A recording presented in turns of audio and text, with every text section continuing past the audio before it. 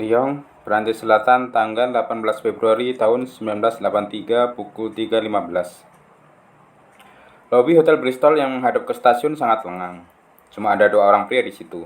Yang seorang adalah resepsionis hotel, merangkap penjaga malam dan penjaga pintu. Namanya Angelo Perret. Pria yang seorang lagi adalah tamu hotel. Ia sedang menunggu pacarnya pulang bekerja di klub malam. Pintu lift terbuka dan seorang pria berumur awal 30-an keluar. Ia berjalan mengelilingi lobi lalu masuk lagi ke lift. Penghuni kamar nomor 306, kata Perret kepada tamu hotel. Tak lama kemudian pintu lift terbuka lagi. Penghuni kamar nomor 306 muncul kembali. Sekali ini ia membawa koper kecil yang ditaruhnya di atas meja. Koper itu dibukanya dan tiba-tiba saja kedua pria di lobi hotel itu sudah ditodong dengan senjata api yang dikeluarkan dari koper itu. Penghuni kamar 306 itu memberi perintah dalam bahasa Prancis yang sangat buruk ucapannya sehingga sulit dipahami. Tamu hotel yang refleksnya sangat cepat keburu menyuruh ke belakang meja paling dekat. Dari sana dilihatnya penghuni kamar nomor 306 menaruh senjata apinya lalu menghunus bilah belati besar yang ditikamkannya ke perut Perret. Perret mengadu dan terhuyung-huyung melarikan diri menuju ruang tempat penyimpanan spray dan sebagainya. Kesempatan itu digunakan oleh tamu yang bersembunyi di belakang meja untuk melarikan diri ke kamarnya melewati tangga. Ia mengunci pintu lalu meraih telepon. Namun tanpa bantuan resepsionis yang menangani switchboard, ia tidak bisa menelpon kemana-mana. Saking takutnya, ia mendorong meja dan perabot apa saja yang bisa digesernya untuk mengganjal pintu. Seperempat jam kemudian, telepon di kamarnya berdering. Pacarnya marah-marah karena ia tidak menunggu di lobi. Lobi kosong. Tamu itu memberanikan diri untuk turun ke lobi. Betul-betul kosong. Dari sana ia menelpon polisi. Baru setelah polisi datang, ia berani pergi ke ruang yang tadi dimasuki Perret. Resepsionis hotel berbintang 3 itu ternyata sudah tewas kehabisan darah. Tamu itu bisa menjelaskan dengan cukup rinci bagaimana rupa si pembunuh. Pria itu berumur antara akhir 20-an dan awal 30-an katanya. Kulitnya berwarna agak gelap, rambutnya yang hitam jatuh ke kening, kumisnya yang tipis pun hitam. Penampilannya memberi kesan ringkih. Bahasa Prancisnya sulit dipahami karena lafal Spanyolnya sangat kental. Polisi memeriksa daftar tamu hotel itu.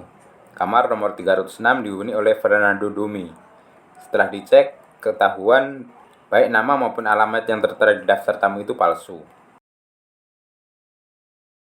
2 jam setelah Angelo Perret ditikam, yaitu pada pukul 5.15 itu juga, Alain Cardot yang berumur 23 tahun menata meja untuk sarapan para tamu bersama wanita pelayan bernama Yvonne Fisher. Cardot adalah penjaga pintu Hotel Ibis di Valence, 90 km di sebelah selatan Lyon. Ia sedang kebagian tugas berjaga malam. Seorang pria berkumis hitam tipis muncul di ruang tempat sarapan itu meminta secangkir kopi. Sebelum wanita pelayan sempat memenuhi permintaannya, si kumis tipis sudah mengeluarkan sebuah senjata api dari balik jasnya. Karena ketakutan, Cardot dan Fisher tidak melawan saat mereka diikat ke kursi. Mulut mereka disumpal dengan serbet makan. Si kumis tipis mencoba membuka laci uang elektronik tetapi tidak berhasil karena tidak tahu caranya. Dengan tenangnya ia melepaskan Cardot dari kursi tetapi tidak membuka ikatan tangan penjaga pintu itu. Cardot dibawa ke hadapan alat itu lalu dada kirinya ditusuk perlahan-lahan dengan sebilah pisau. Karena tusukan ke arah jantung itu makin lama makin dalam, Cardot menjadi panik. Terpaksa ia menjelaskan cara membuka laci uang itu. Di dalamnya cuma ada 300 franc. Saking mangkalnya, si kumis tipis menghantam wajah Cardot dan Fisher beberapa kali dengan senjata api. 5 hari kemudian, tanggal 23 Februari, si kumis tipis muncul di tempat parkir bawah tanah Sol Hotel di Cannes, sekitar 250 km dari Valence. Ia naik lift sampai tingkat paling atas. Lalu lewat atas ia melompat ke balkon dan memasuki kamar yang sedang ditiduri oleh sepasang turis Belanda, Jan dan Katarina Smit. Jan ditodong tetapi ia melawan, akibatnya kakinya ditikam. Terpaksa Jan menyerah. Si kumis tipis mengambil uang mereka sebesar 700 franc dan perhiasan mereka yang cuma sedikit. Karena tidak puas, si kumis merobek-robek paspor mereka sampai menjadi robekan kecil-kecil dan menginjak-injak kacamata Jan sampai hancur. Setelah itu ia keluar lewat pintu. Keesokan harinya, malam-malam ia mendatangi Hotel Palma di Cannes juga. Korban sekali ini Robert Bergel, umur 56 tahun, resepsionis hotel. Si kumis marah karena Bergel tidak mau membuka lemari besi. Jadi Bergel diikatnya di kursi lalu tangannya ditikam. Ketika Bergel tetap membandel, pahanya yang ditikam. Lama-lama Bergel takut mati juga. Terpaksa kombinasi kunci lemari besi ia beritahu. Si kumis berhasil menguras 5.000 franc. Tentu saja kasus di Seoul Hotel dan Hotel Palma ini dilaporkan ke polisi Cannes. Penodong di dua tempat itu memiliki penampilan yang mirip sehingga diduga orangnya sama. Polisi pun menyebarkan sketsa wajah si kumis tipis ke seluruh negara lengkap dengan keterangan perihal kejahatan yang dibuatnya. Polisi Lyon dan Valence pun menghubungi rekan mereka di Cannes. Dibentuklah suatu komisi khusus untuk menangkap si kumis tipis. Komisi itu dikepalai oleh Inspektur Jules Grandin dari bagian penyelidikan kriminal di Cannes. Mereka segera mendapat laporan perihal kasus baru. Tanggal 1 Maret, wanita pembersih kamar di Hotel Brice di kota Nice masuk ke kamar nomor 7. Didapatinya lantai kamar mandi digenangi darah.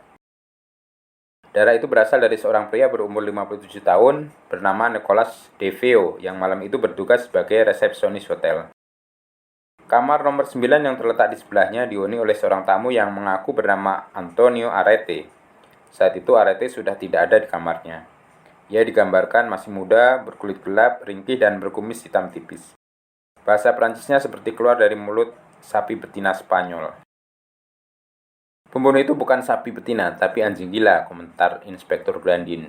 Bayangkan saja, ia tidak mengubah penampilannya. Ia sering menyerang dan selalu berpindah-pindah. Nice adalah kota pantai yang juga seperti Cannes yang jaraknya cuma 30 km dari Cannes. Kita mesti memberitahu polisi di seluruh Prancis agar waspada dan membantu kita mencari. Kalau kita kurang cepat, pembunuh itu pasti akan makan korban jiwa lagi. Sekarang saja sudah 2 orang tewas. Karena 2 kejahatan terakhir terjadi di pantai Laut Tengah yang disebut Côte d'Azur, maka hotel-hotel berbintang 3 sepanjang pantai wisata itu diberitahu agar waspada. Kumis tipis biasanya mengunjungi hotel kelas itu. Untunglah saat itu belum musim liburan sehingga tidak terlalu banyak hotel yang buka. Ternyata sasaran si kumis tipis bukan Côte d'Azur, melainkan lebih ke utara yaitu Grenoble. Korbannya penjaga pintu lagi, Brahim Merabat umur 28 tahun, yang sedang bertugas malam di Savoy Hotel ketika disatroni si kumis tipis. Pria asal Aljazair itu diringkus lalu dijejalkan ke bilik telepon di lobi. Penyerangnya meninggalkan dia dengan menggondol 2.000 franc.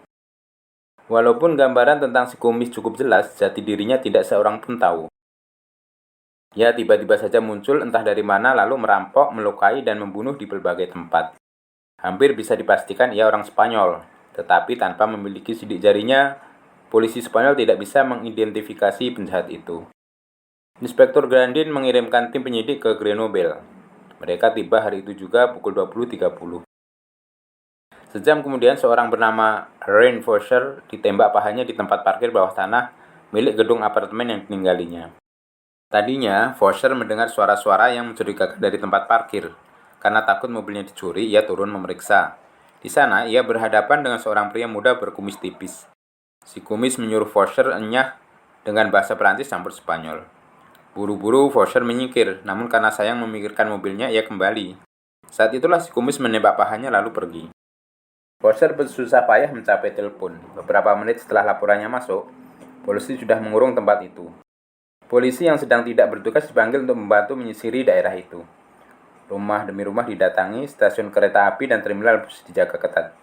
Hasilnya 14 orang diciduk. Sebagian besar dari 14 orang itu ketahuan melakukan berbagai pelanggaran, tetapi si kumis tipis tidak ditemukan di antara mereka.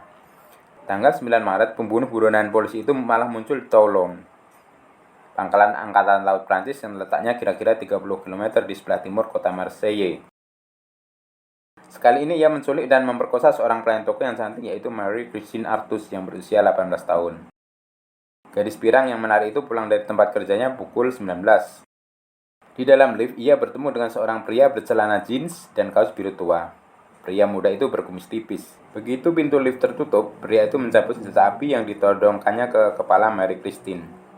Dalam bahasa Perancis yang patah-patah, ia memaksa ikut ke apartemen Marie-Christine. Karena ketakutan, Marie-Christine menurut. Di dalam apartemen, Mary Christine mencoba menakut-nakuti si kumis. Katanya pacarnya sebentar lagi datang, lebih baik si kumis pergi. Di luar dugaan, pemuda itu malah menantang. Kita tunggu saja dia, katanya.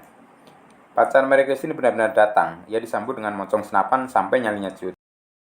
Kami ditunggu teman-teman, katanya berbohong. Mereka pasti curiga kalau kami tidak muncul. Telepon mereka, batalkan janji, perintah si kumis. Kami tidak punya telepon. Si kumis menyatakan akan mengantar Mary Christine ke telepon umum. Pacar gadis itu disuruh menunggu di apartemen dan diancam jangan berani melapor kepada siapapun. Mary Christine menganggap ini kesempatan untuk memberi isyarat kepada orang lain perihal keadaannya. Ia tidak menelpon teman sebab mereka memang tidak berjanji untuk bertemu dengan siapapun sore itu.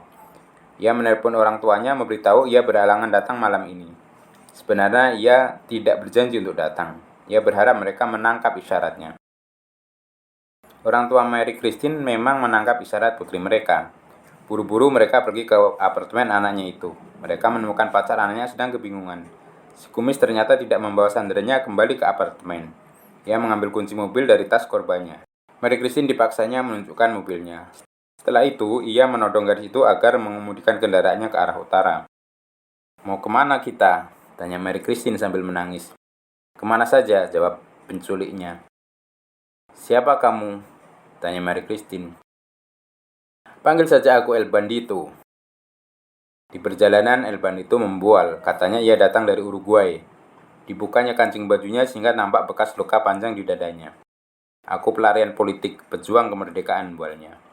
Mereka menangkapku, menggebuki aku dengan kawat berduri. Aku kabur. Pacarmu beruntung. Kalau tadi ia berani melawan, aku kebiri dia. Ketika tiba di Cafe Lon, El Bandito memesan sebuah kamar untuk mereka berdua di Pergola Hotel. Mereka menginap di sana.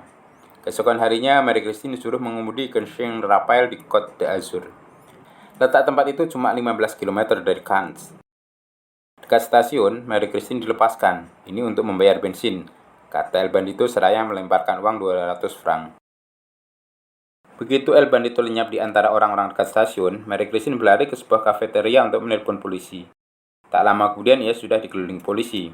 Saat itu Mary Christine baru tahu kalau penculik dan pemerkosanya itu tak lain daripada pembunuh yang sedang dicari-cari polisi.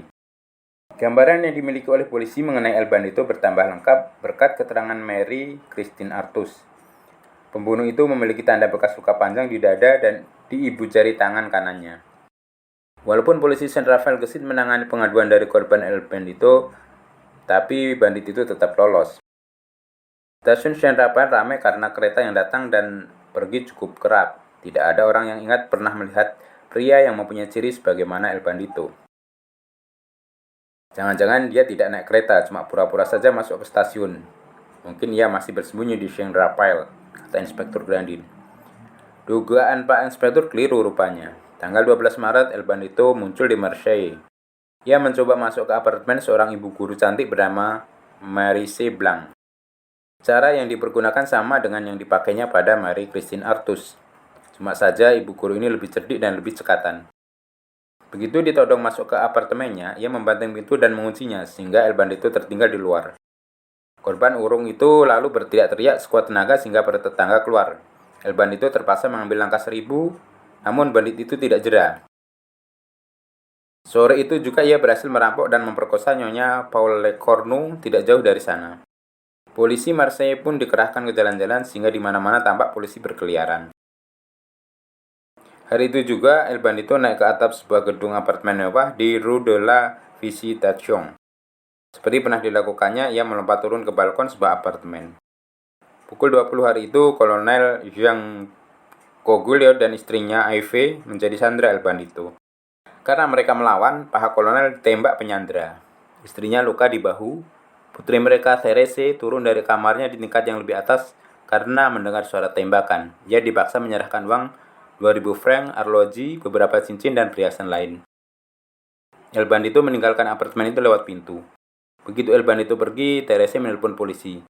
Dalam waktu beberapa menit saja, polisi sudah tiba. Namun, El Bandito sudah raib.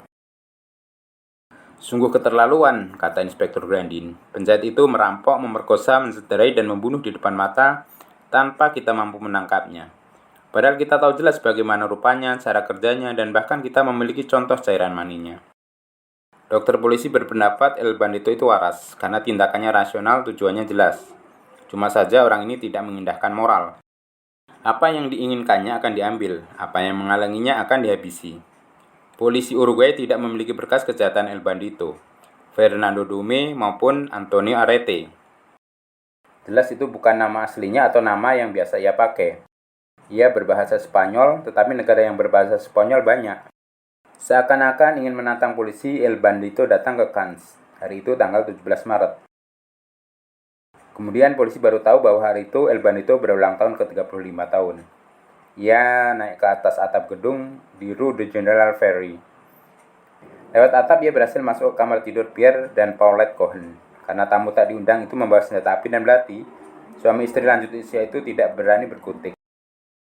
Apalagi mereka takut cucu perempuan mereka yang sedang tidur di kamar sebelah dicederai.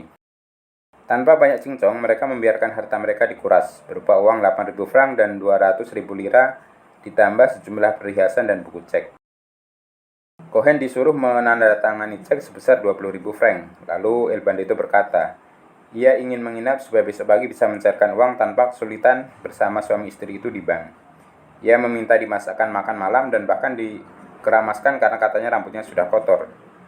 Kedua suami istri itu terpaksa menurut. Keesokan paginya mereka menemani El Bandito ke bank. Setelah mengambil uang, suami istri Cohen diantarkan kembali ke apartemennya. El Bandito mengucapkan terima kasih sambil mengancam akan mencederai kalau mereka cepat-cepat melapor polisi. Cohen menunggu seperempat jam sebelum menelpon yang berwajib. Polisi mengawasi dengan ketat semua jalan keluar dari Cannes. Menjelang tengah hari, El Bandito sudah berada di Saint-Raphael lagi. Ia pergi ke sebuah toko perhiasan milik suami istri, Veron Rock, di Rue Gaunot untuk meminta El Bandito menunggu suaminya datang. El Bandito menyatakan akan kembali. Sambil menunggu, ia pergi memesan kamar di hotel yang berdekatan, yaitu Hotel Geneve. Pemilik hotel, Maurice Chenault, memberinya kamar nomor 41. Sama sekali tidak terpikir oleh Nyonya Veron Rock dan Chenault bahwa tamu mereka tidak lain daripada pembunuh yang sedang dicari-cari polisi. Di restoran hotel, El Bandito makan dengan lahap. Lalu di kamarnya ia bercanda dengan wanita pembersih kamar yang dipotretnya beberapa kali. Ia juga meminta wanita itu memotretnya beberapa kali. Dari hotel, El Bandito kembali ke toko perhiasan Veron Rock. Pemilik toko menaksir 2 cincin mirah seharga 40.000 franc, sedangkan sebuah cincin zamrud dan cincin berlian dihargai di atas itu. Esok paginya, ketika Claude Veron Rock dan Maurice Chenault menerima koran, jantung mereka serasa copot. Soalnya di halaman depan terpampang sketsa El Bandito, pembunuh, perampok, dan pemerkosa yang nekat. Pelayan pembersih kamar di Hotel Geneve bahkan pingsan. Pemilik toko perhiasan dan pemilik Hotel Geneve segera menghubungi polisi. Kamar nomor 41 dikepung. Seperti yang sudah-sudah, El Bandito tidak ditemukan. Cuma saja pembunuh itu rupanya berniat kembali, sebab ia meninggalkan 3 senjata api, sebilah belati, sejumlah peralatan maling, dan juga sebagian besar perhiasan Nyonya Cohen, di samping uang sebanyak 50.000 franc. Karena ia pernah berkata akan pergi ke Marseille kepada Veron Rock, maka beberapa puluh polisi ditempatkan di stasiun Saint-Raphael. Beberapa puluh lagi berjaga di hotel. Polisi kan diberi kamar dan mereka pun bergegas datang. Beberapa menit sebelum pukul 20, seorang inspektur berpakaian preman melihat seorang pria muda berkumis hitam tipis turun dari kereta api yang baru datang dari Marseille. Ketika pria itu mengangkat tangan kanannya untuk melihat arloji, kelihatanlah ibu jarinya memiliki parut bekas luka. Inspektur itu memberi isyarat kepada anak buahnya. Tiba-tiba saja El Bandito mendapatkan dirinya ditelikung sementara moncong sebuah pistol polisi ditodongkan ke depan hidungnya. Sekelilingnya, orang-orang berpakaian preman mengurung rapat. Dalam waktu beberapa detik saja, semua senjata yang dibawanya sudah dilucuti. "Kue pasa," serunya kaget tapi loyo karena menyadari dirinya tidak berdaya. Inspektur membuka kancing baju El Bandito. Tampaklah bekas luka besar di dada seperti yang digambarkan oleh Marie-Christine Artus. Identifikasi El Bandito positif. Petualangannya pun berakhir di situ. El Bandito diangkut ke markas besar polisi di Cannes. Ia tidak melawan dan mengakui semua tuduhan. Perihal dirinya, ia masih mencoba mengibuli polisi. Katanya namanya Pedro Hechauk, kelahiran Uruguay tetapi warga negara Spanyol. Istrinya Maria Fernandez berada di Madrid. Padahal ia bernama Fernando Alonso de Celada, kelahiran Buenos Aires, Argentina. Tidak banyak diketahui perihal orang tuanya, tetapi ia sendiri sudah menjadi pelanggan penjara sejak umur 13 tahun. Jarang sekali ia hidup di luar penjara selama lebih dari setahun. Tanggal 13 Februari 1979, ia menikah dengan seorang wanita yang cuma dikenal sebagai Azbiga.